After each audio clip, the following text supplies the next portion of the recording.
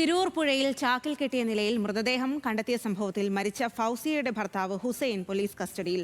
തിരൂർ പൂക്കയിൽ വെച്ച് ബസ്സിൽ യാത്ര ചെയ്യവെയാണ് പിടിയിലായത്. വ്യാഴാഴ്ച പുലർച്ചെ മീൻ വാരാൻ എന്ന് പറഞ്ഞാണ് ഫൗസിയയെ ഹുസൈൻ വീട്ടിൽ നിന്ന് വിളിച്ചു കൊണ്ടുപോയത്.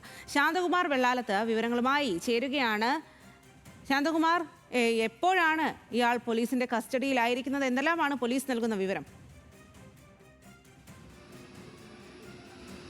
ഒരു അരമണിക്കൂർ മുമ്പാണ് ഈ ഹുസൈനെ ഇപ്പോൾ പോലീസ് ഈ പൂക്കയിൽ നിന്ന് തിരൂർ പൂക്കയിൽ ഒരു ബസ്സിൽ നിന്നും ഇപ്പോൾ കസ്റ്റഡിയിലെടുക്കുകയും ഇപ്പോൾ അറസ്റ്റ് രേഖപ്പെടുത്തുകയും ചെയ്തിരിക്കുന്നത്. കഴിഞ്ഞ ദിവസമാണ്, ഇന്നലെയാണ് ഈ തിരൂർ പുഴയിൽ ബോട്ടിന്റെ നങ്കൂരത്തിൽ ചാക്കിൽ കെട്ടിയ നിലയിൽ മൃതദേഹം ലഭിക്കുന്നത്. അതായത് ഹുസൈൻ്റെ ഭാര്യ ഫൗസിയുടേതായിരുന്നു.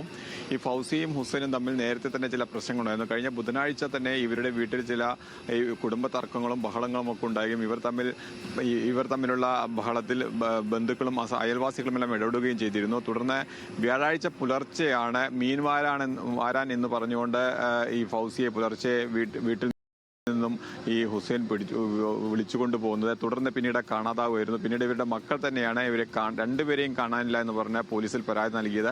ഈ പരാതി നൽകിയത് അടിസ്ഥാനത്തിൽ പോലീസ് അന്വേഷണം നടത്തിയിരുന്നു. അതിനിടയിലാണ് മത്സ്യബന്ധന ബോട്ടിൽ ഈ ചാക്കിൽ കെട്ടിയ മൃതദേഹം കാണുന്നത്. ഫൗസിയുടേതാണ് പിന്നെ മൃതദേഹം എന്ന് കാണുന്നു. പിന്നീട് ഈ ഹുസൈനെ കാണാതാവുകയും ചെയ്തു. പിന്നീട് ഇന്നലെ വൈകിട്ട് മുതൽ പോലീസ് വിശദമായ പരിശോധനയും അന്വേഷണം തന്നെയായിരുന്നു.